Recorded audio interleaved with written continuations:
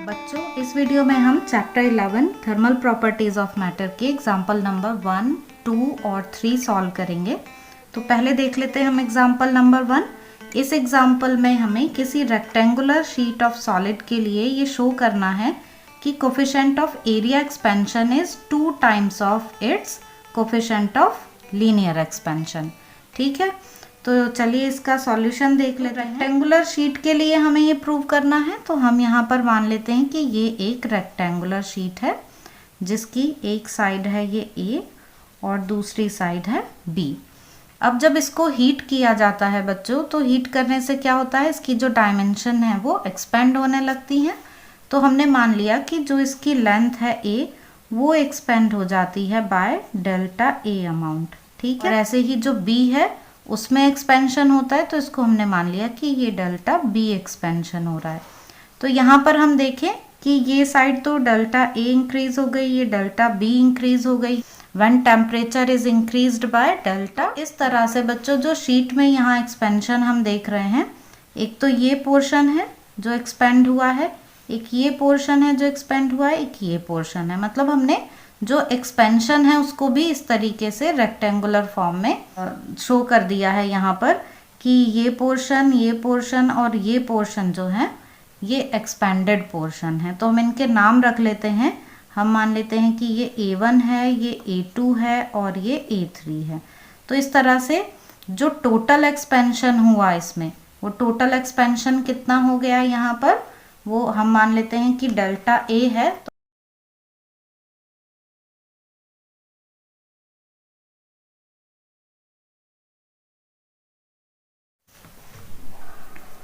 तो delta A की value जो है वो क्या होगी, A1 plus A2 plus A3। ये तीनों पार्ट्स हम ऐड कर देंगे तो जो टोटल एक्सपेंशन है एरिया में वो आ जाएगा। अब हम यहाँ पर A1, A2 और A3 की वैल्यूज़ रख देते हैं। अब देखते हैं A1 हमने माना है इसे, तो इस पोर्शन का एरिया क्या हो जाएगा बच्चों, A डेल्टा B और A2 B डेल्टा A और A3 को देखें तो ये है डेल्टा B, ये है डेल्टा A। तो इसका जो एरिया आएगा वो एरिया क्या आ जाएगा, डेल्टा A डेल्टा B। अब हम यहाँ पर डेल्टा B डेल्टा A इनकी वैल्यूज़ रख लेते हैं इसमें, और इसके लिए हम फॉर्मूला यूज़ करते हैं लीनियर एक्सपेंशन का। यहाँ पर formula delta L upon L is equal to alpha delta T. इससे हमारे पास जो डेल्टा L की वैल्यू है वो क्या आ जाती है, अल्फा L डेल्टा टी ये आ जाती है। तो जैसे ये लेंथ में इंक्रीमेंट है कि लेंथ में कितना चेंज आया ये वो है, इसी तरीके से यहाँ पर हम A और B का जो चेंज है वो भी लिख सकते हैं। तो हम इसी तरह से डेल्टा A की वैल्यू लिख सकते हैं। अब डेल्टा A की वैल्यू क्या हो जाएगी, अल्फा A डेल्टा टी, और जो डेल्टा B है उसकी वैल्यू क्या हो जाएगी, अल्फा B डेल्टा टी। ये value delta A delta B की आ जाएंगी हमारे पास, जिनको हम यहाँ पर पुट कर देंगे डेल्टा A की वैल्यू में। डेल्टा A की वैल्यू क्या हो जाएगी, अब A1 की वैल्यू है हमारे पास A डेल्टा B और डेल्टा B की वैल्यू हमने रख दी अल्फा B डेल्टा T। ऐसे ही A2 की ये वैल्यू है, इसमें हम रख देते हैं डेल्टा A की वैल्यू, तो अल्फा A डेल्टा T। अब यहाँ डेल्टा A डेल्टा B दोनों की वैल्यूज़ रख देते हैं, तो डेल्टा A की value alpha A delta T और यहाँ अल्फा B डेल्टा T। इस तरीके से लिख देते हैं हम इसको। जो इसको और आगे सॉल्व कर लेते हैं, तो डेल्टा A की वैल्यू क्या आ जाती है, यहाँ हम इसको इस तरह से लिख सकते हैं AB अल्फा डेल्टा T, और इसको भी हम ऐसे ही लिख सकते हैं AB अल्फा डेल्टा T। और यहाँ पर हम देखें तो क्या आ जाएगा, AB alpha square delta T square, ये आ जाएगा।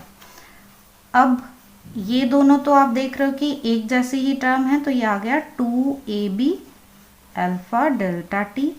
और ये जो टर्म है बच्चों इसको हम नेग्लेक्ट कर देंगे, पहले इसको लिख लेती हूँ, नेक्स्ट लाइन में हम इसको नेग्लेक्ट कर देंगे। A B alpha square delta T square, इस तरीके से लिख लिया। ये डेल्टा ए की वैल्यू आ गई।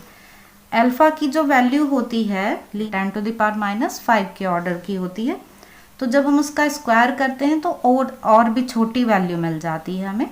इसलिए हम क्या करते हैं कि इस टर्म को नेग्लेक्ट कर देते हैं, क्योंकि जब अल्फा स्क्वायर की वैल्यू बहुत कम होगी और उसकी मल्टीप्लाई इसमें होगी तो ये वैल्यू भी बहुत छोटी वैल्यू हो जाएगी, तो इसको हम नेग्लेक्ट कर देंगे।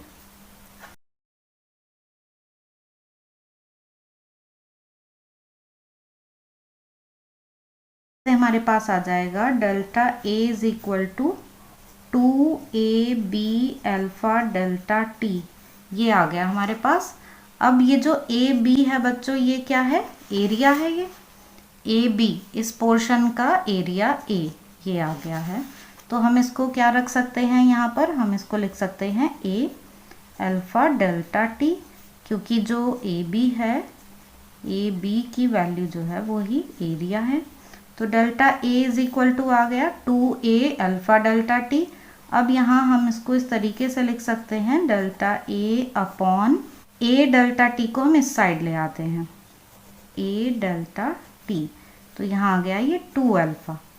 ठीक है, अब यही हमें इसमें यहाँ पर प्रूव करना था कि ये जो वैल्यू आ गई है बच्चों, ये तो वैल्यू आ गई है कोफिशिएंट ऑफ एरिया एक्सपेंशन की, और ये वैल्यू किसके इक्वल आ गई है? 2 times of coefficient of linear expansion. यहाँ क्वेश्चन में अल्फा को रिप्रेजेंट किया गया है अल्फा एल से, तो हम यहाँ पर जहाँ पर भी हमने ये अल्फा लिखा है, हम इसको अल्फा एल लिख सकते हैं। तो हम यहाँ हम ये देख सकते हैं कि कोफिशिएंट ऑफ लीनियर एक्सपेंशन, जिसको हम अल्फा ए अगर लिख दें तो alpha A is equal to 2 alpha L, ये आ गया है। यही हमें इसमें प्रूव करना था। ठीक है, जहाँ पर अल्फा ए क्या है? कोफिशिएंट ऑफ एरिया एक्सपेंशन, और ये क्या है? Coefficient of linear expansion. तो ये था एग्जाम्पल नंबर 1। अब हम देखते हैं एग्जाम्पल नंबर 2। बच्चों, एग्जाम्पल 11.2 में एक ब्लैक स्मिथ, एक लोहार है जो एक आयरन रिंग को फिक्स करता है एक वुडन रिम के ऊपर। एक बुलेट कार्ट है, उसके व्हील का रिम है, वुडन रिम है, उसके ऊपर आयरन रिंग को फिक्स करना है। तो हमें यहाँ पर डायमीटर गिवन है रिम के और रिंग के लिए। तो जो वुडन रिम है उसकी हमको डायमीटर गिवन है 5.243 मीटर, और जो आयरन रिंग है उसकी डायमीटर गिवन है 5.231, और टेम्परेचर हमें दिया हुआ है कि ये जो उनकी डायमीटर है वो है 27 डिग्री सेल्सियस पर। अब हमको यहाँ क्या फाइंड करना है? To what temperature should the ring be heated so as to fit the rim of the wheel. इसकी डायमेंशन कम है, इसकी डायमेंशन ज़्यादा है, ये लेंथ कम है, ये लेंथ ज़्यादा है, मीन्स अब पहले इसको हीट करना होगा। हीट करने से ये एक्सपेंड होगा, एक्सपेंड होकर ही इसको जो रिम है उसके ऊपर फिक्स किया जा सकता है। मीन्स रिंग को रिम पर फिक्स करने के लिए हीट किया जाएगा। वही हमें बताना है कि कितने टेम्परेचर तक हीट किया जाए कि इसको फिक्स किया जा सके। तो अब इसको हम एक बार और डायग्राम से समझ लेते हैं कि सपोज ये हमें गिवन है यहाँ पर एक वुडन रिम। ठीक है, ये है वुडन रिम, और इसकी हमको डायमीटर कितनी गिवन है? इसकी डायमीटर हमें गिवन है 5.243, ये है वैल्यू 5.243 मीटर। ठीक, अब हमको यहाँ पर गिवन है एक आयरन रिंग जो इससे थोड़ा साइज में कम है। इसकी डायमीटर हमें गिवन है, पहले इसको भी लिख देती हूँ, आयरन रिम है ये, और आयरन रिम की जो डायमीटर है वो हमें गिवन है 5.231 मीटर, ये गिवन है। अब ये जो रिंग है बच्चों, इसको फिक्स करना है इस रिम के ऊपर। ठीक है, तो क्या करना होगा? पहले इसकी जो डायमेंशन है उसको यहाँ तक लाना होगा। मीन्स अगर हम ये मान रहे हैं कि ये इनिशियल है, इसकी ये जो लेंथ है, मतलब ये चीज़ यहाँ से ऐसे एक्सपेंड हो जानी चाहिए तभी तो इस पर फिट आएगी। तो इसको अगर हम मान लें कि ये L1 है, ये साइड इसकी, तो इसको कितना हमें करना है, L2 इतना कर देना है, L1 को इंक्रीज करके L2। अब ये कैसे इंक्रीज होगी, ऑन हीटिंग। तो इसको कितना हीट करें, मतलब इसका टेम्परेचर इनिशियली ये जो दोनों का टेम्परेचर है वो कितना है, 27 डिग्री सेल्सियस है। तो टेम्परेचर को कितना बढ़ा दें कि ये जो लेंथ है वो इतनी हो जाए। ठीक है, अब क्वेश्चन में क्या क्या गिवन है वो देख लेते हैं, उसको नोट कर लेते हैं हम। ये डायग्राम तो बस समझने के लिए है, आपको बनाने की ज़रूरत नहीं होगी। हमको यहाँ पर गिवन है कि इनिशियली जो टेम्परेचर है वो है 27 डिग्री सेल्सियस। इसको हम केल्विन में कन्वर्ट कर लेंगे।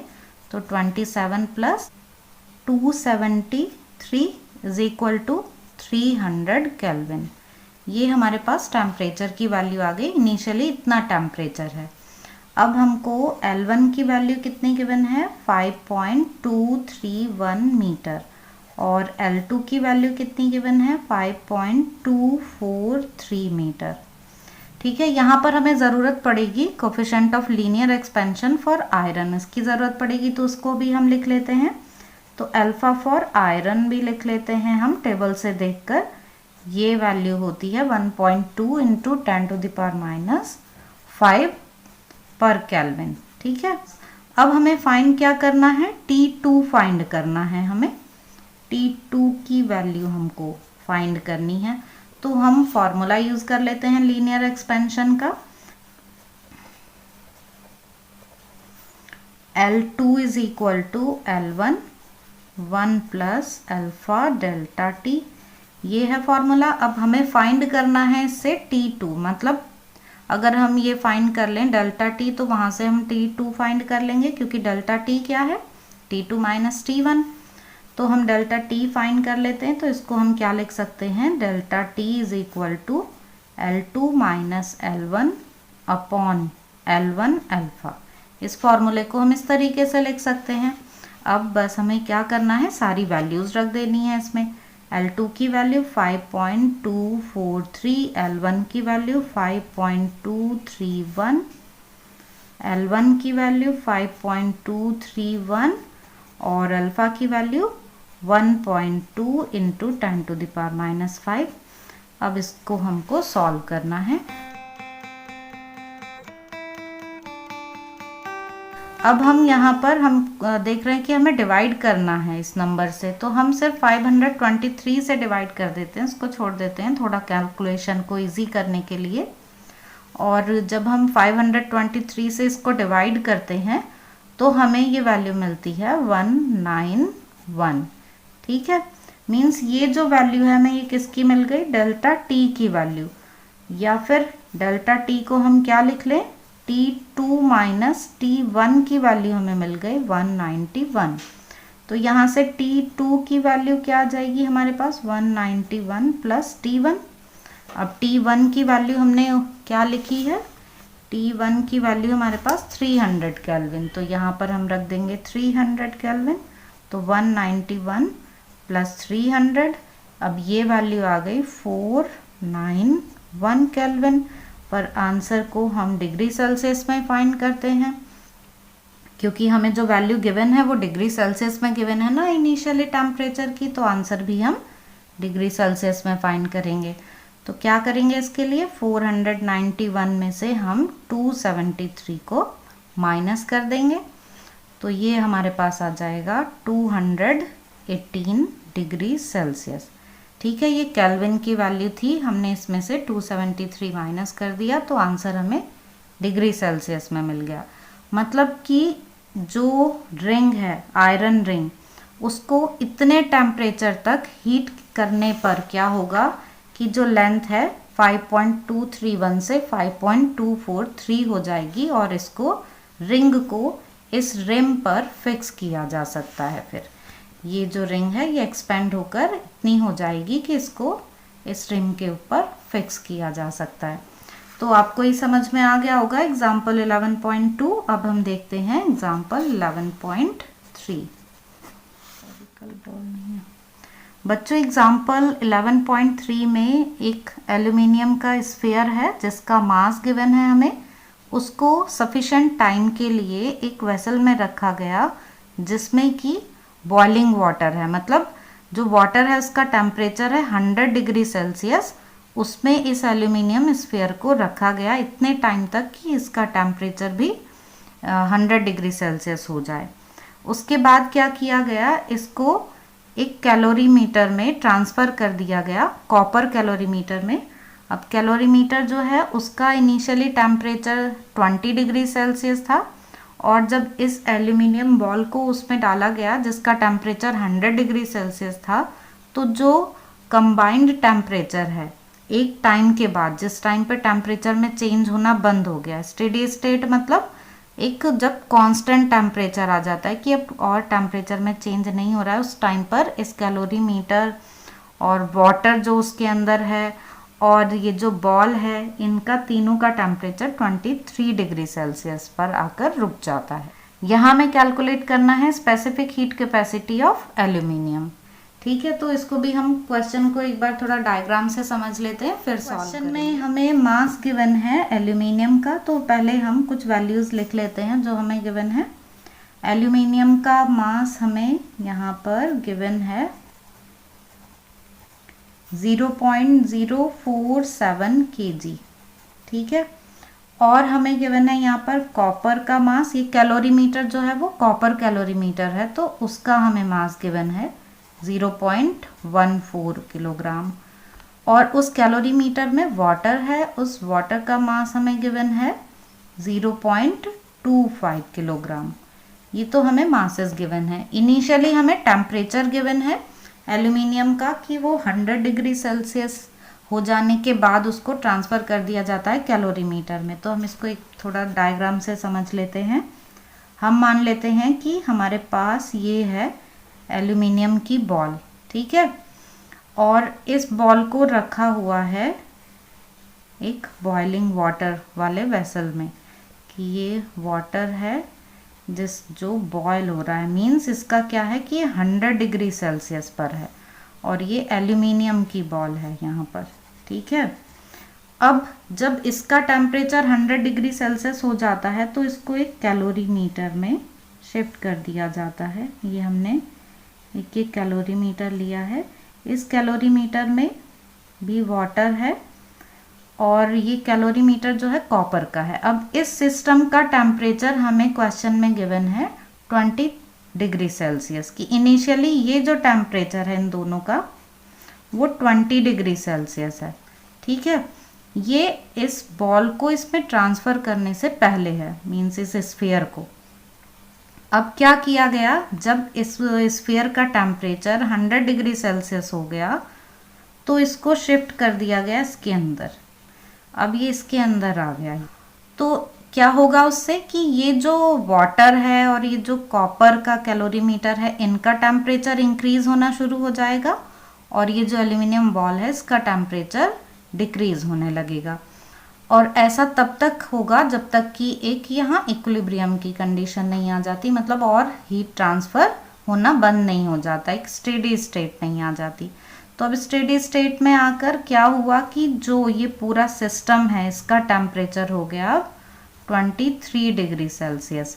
मतलब इसमें अब जो ये स्फीयर है, ये वाटर है और ये कैलोरीमीटर है, इन सबका जो टेम्परेचर है वो कितना हो गया 23 डिग्री सेल्सियस, इतना हो गया। तो अब इसका तो टेम्परेचर इंक्रीज हुआ 20 डिग्री सेल्सियस से 23 डिग्री सेल्सियस तक, और जो एल्यूमिनियम स्फीयर है उसका टेम्परेचर डिक्रीज हुआ 100 डिग्री सेल्सियस से 23 डिग्री सेल्सियस तक। ठीक है, तो दोनों के टेम्परेचर में चेंज आया, मतलब हीट ट्रांसफ़र हुई। इसके लिए तो क्या हुआ, हीट लॉस, और इस सिस्टम के लिए जो 20 डिग्री सेल्सियस पर था फिर 23 पर आ गया, इसके लिए आया हीट गेन। तो हमको पता है by the principle of calorimetry जो हीट लॉस्ट है वही हीट गेन के इक्वल होती है। तो वही हम अब यहाँ पर यूज़ करेंगे कि एट स्टेडी स्टेट क्या होगा इस कंडीशन में, heat lost is equal to heat gained. अब हीट लॉस किसका हुआ वो लिख देते हैं हम बाय एल्यूमिनियम स्फीयर। ठीक है, इसका तो हीट लॉस हुआ, और ये हीट ट्रांसफ़र कहाँ पर हुई? ये हीट ट्रांसफ़र हुई बाय वाटर एंड कैलोरीमीटर, इसमें ट्रांसफ़र हो गई ये हीट। ठीक है, तो अब हम इसको किस तरीके से लिख सकते हैं? हम लिख सकते हैं इसकी स्पेसिफिक हीट और इन दोनों की स्पेसिफिक हीट। तो यहाँ पर हम लिख रहे हैं एल्यूमिनियम की स्पेसिफिक हीट, तो MAl/SAl डेल्टा T1, ये चेंज आया इस, ये जो एल्यूमिनियम की, जो एल्यूमिनियम का स्फीयर है उसमें, और ये हीट ट्रांसफ़र हो गई। यहाँ पर हम लिख देते हैं वाटर के लिए स्पेसिफिक हीट,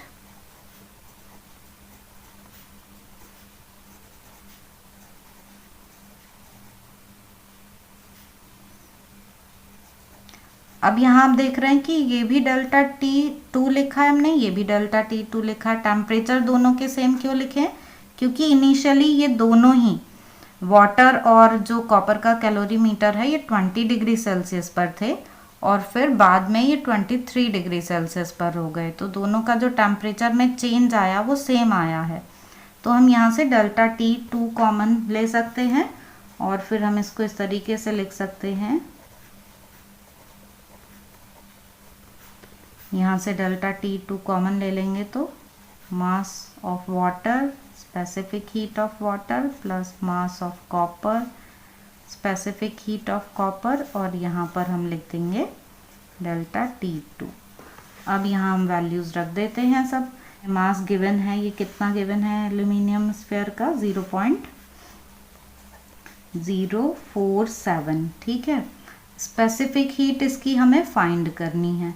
अब डेल्टा T1, अब देखिए कि ये एल्यूमिनियम स्फीयर में कितना टेम्परेचर में चेंज हुआ। इनिशियली टेम्परेचर कितना था? 100 डिग्री सेल्सियस, और बाद में कितना टेम्परेचर हो गया? 23 डिग्री सेल्सियस।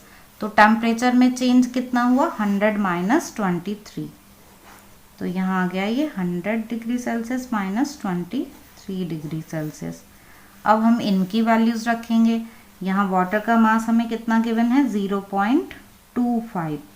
ठीक है, और इसके लिए जो वाटर की जो स्पेसिफिक हीट है और कॉपर की स्पेसिफिक हीट, वैसे क्वेश्चन में आपको ये गिवन होगी, पर यहाँ हम इन्हें टेबल से देखेंगे। जो यहाँ बुक में टेबल में इनकी स्पेसिफिक हीट्स गिवन है, उससे देखकर हम ये वैल्यूज़ रख लेते हैं।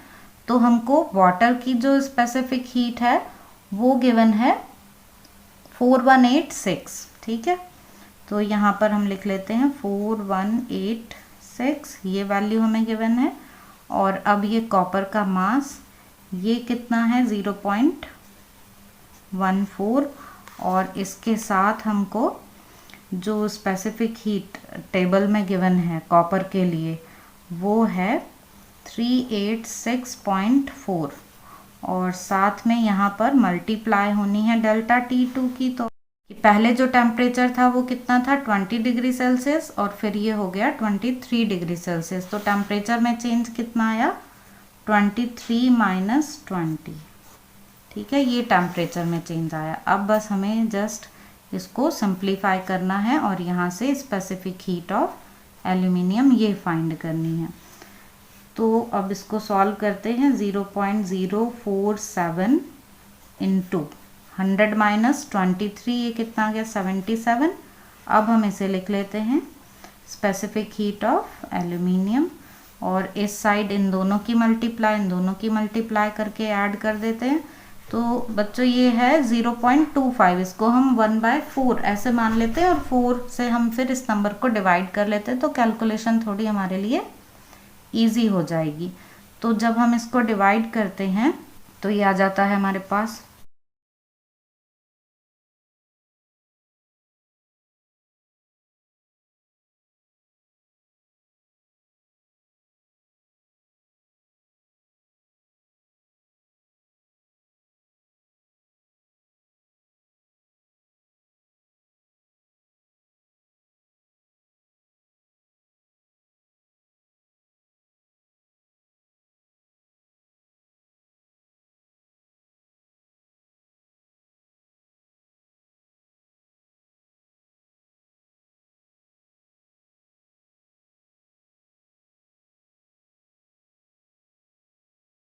बच्चों इसको कैलकुलेट करके हमें आंसर मिल जाता है 917 जूल पर केजी पर केल्विन, और ये है specific heat capacity of aluminium.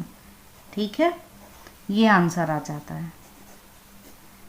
बच्चों इसको हम इस तरीके से भी लिख सकते हैं कि 0.917 और यहाँ पर किलो जूल, इस फॉर्म में भी लिख सकते हैं हम इसको 0.917 किलो जूल, जैसे कि बुक में आंसर दिया हुआ है इस तरीके से लिख सकते हैं हम। ठीक है, तो बच्चों आई होप कि आपको ये तीनों एग्जाम्पल समझ में आ गए होंगे। फिर भी आपके कोई डाउट्स हो तो आप कमेंट सेक्शन में पूछ सकते हैं।